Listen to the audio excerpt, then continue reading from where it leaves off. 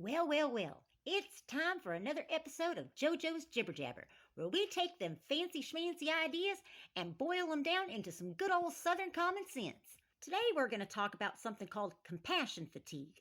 And don't be thinking that it's what happens when you hug too many people at the family reunion. No siree, this is a totally different kettle of fish. Compassion fatigue is when you're sweeter than a Georgia peach and you're busy taking care of everybody else, you forget to give yourself some TLC. And I know what you're thinking. Ain't being nice a good thing? Well, yeah, it is. But if you're so busy wiping everybody else's tears that you forget to water your own garden, you're going to end up as dried out as Aunt Myrtle's pot roast. Let me break it down for you. Pretend that you're a sponge. And if you're going around soaking up everybody else's problems, well, at first you're going to feel all fluffy and helpful. But if you go on like that too long, you'll be about as useful as a screen door on a submarine.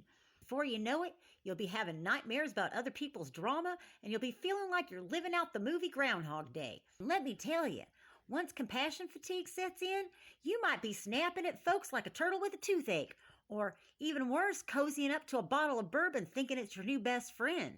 Some fancy schmancy experts say that it can cause anxiety, depression, and thoughts darker than the well bottom at midnight. And don't even get me started on the emotional outbursts. 1 minute, you're cooler than a cucumber, and the next, you're hotter than a jalapeno's armpit. You might even find yourself turning to food, alcohol, or drugs. So what's a kind soul to do? Well, my chickadees, you're going to have to brush up on the fine art of self-care. That don't mean you got to stop being nice. Lord knows we need more of that in this world. You just need to save some of that sugar for yourself. Take a break now and then. Do something that makes you happy. Even if it's just reading a book or sitting out on the porch drinking sweet tea watching the world go by. Remember, you can't pour from an empty pitcher. Well, y'all take care of yourselves now. Because if you don't, who's going to be there to laugh at my jokes? So go practice some of that self-care. Go, giddy up.